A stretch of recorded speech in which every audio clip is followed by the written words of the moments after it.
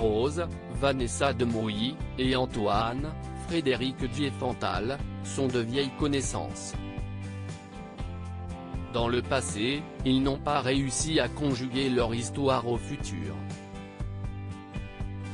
Le présent leur donne une nouvelle chance, mais les fondations de leur couple sont fragiles. Rose est victime de troubles bipolaires, une alternance de moments de dépression et d'exaltation.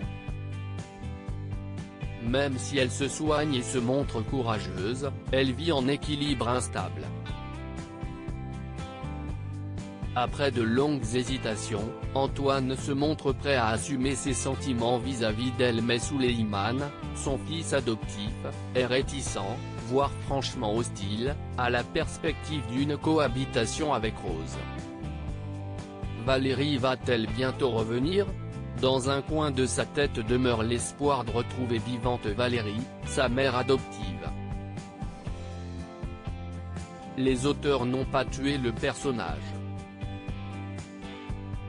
Ils le gardent au chaud, sans doute pour lui permettre de ressurgir au moment où Rose et Antoine s'y attendront le moins. Pour l'instant, elle est amnésique quelque part en Algérie. Mais si les amoureux décidaient, dans quelques mois, de se marier ou de faire un bébé, le retour de Valérie déclencherait forcément une nouvelle intrigue mélodramatique. Téléstar, Rose Latour est un personnage créé au départ pour l'intrigue estivale de 2018.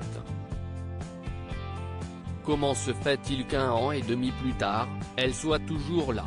Vanessa Demouy, d'abord, pendant le tournage, il s'est passé quelque chose de spécial avec Ingrid Chauvin.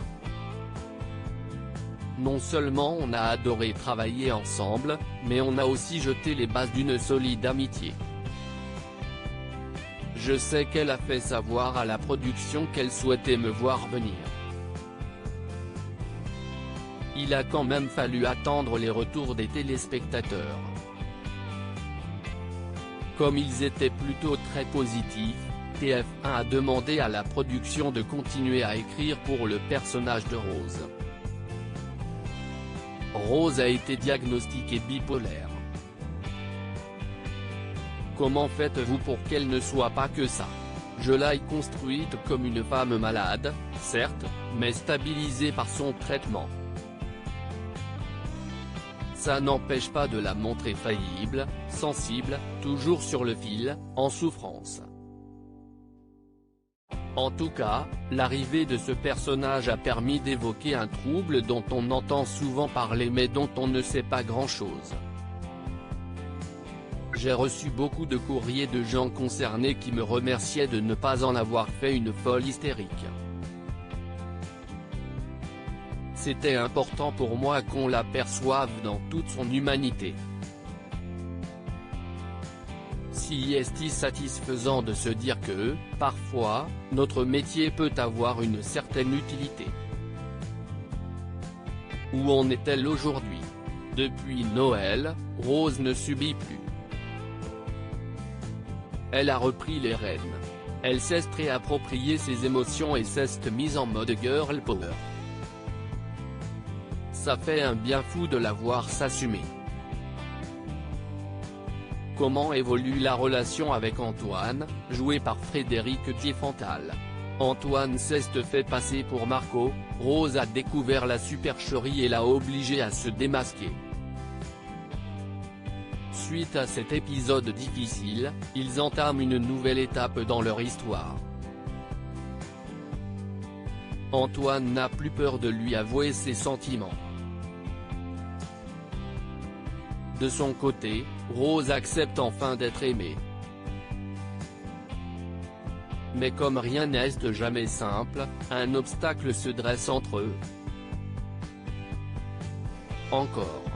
Oui, et cet obstacle, si est Souleymane, Dembo Camilo, le fils d'Antoine, qui n'apprécie pas Rose. Il la tient pour responsable de la discorde entre ses parents. Donc autant dire que Souleymane n'est pas complètement disposé à lui faciliter la tâche. Quel regard porte-t-elle sur lui ?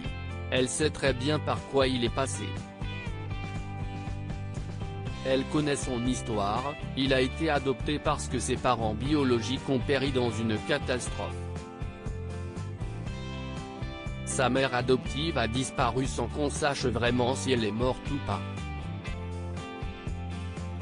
Puis, son père se remet avec une femme qu'il a aimée par le passé. Tout cela est compliqué pour Suleiman. Elle le sait, par conséquent elle ne veut pas le perturber davantage. Et d'ailleurs, s'il n'accepte pas sa présence, si elle voit que si est trop dur, elle partira. Le public sait que la mère adoptive de Suleiman est toujours vivante. Pourquoi ne revient-elle pas? Ça, il faut le demander aux auteurs. Je ne sais pas. Pour l'instant, elle est effectivement vivante, en Algérie. Et Ariane, son sosie, a également disparu des écrans radars du jour au lendemain. Va-t-elle réapparaître? Aucune idée. Rose est plus présente, vous êtes donc plus souvent à 7. Comment vous organisez-vous avec vos enfants? J'ai changé de vie. Les allers-retours Paris-7, c'était devenu trop compliqué. J'ai déménagé dans l'Hérault avec ma fille, pour notre plus grand bonheur. Quand je la vois qui rentre de l'école, enfile son maillot et fonce à la plage, je me dis qu'on a de la chance. Solal, votre fils, n'a pas suivi? Il va avoir 17 ans cette année. Il est en internat à Paris. Récemment, il nous a fait part de son envie de se lancer dans le métier. Il ne sait pas encore s'il veut être derrière ou devant la caméra, mais la passion est bien là. Passé le premier moment de surprise, j'ai décidé de lui faire le même cadeau que mes parents m'avaient fait, c'est-à-dire de lui faire confiance. C'est très émouvant de voir ses enfants grandir. Et un peu flippant, aussi.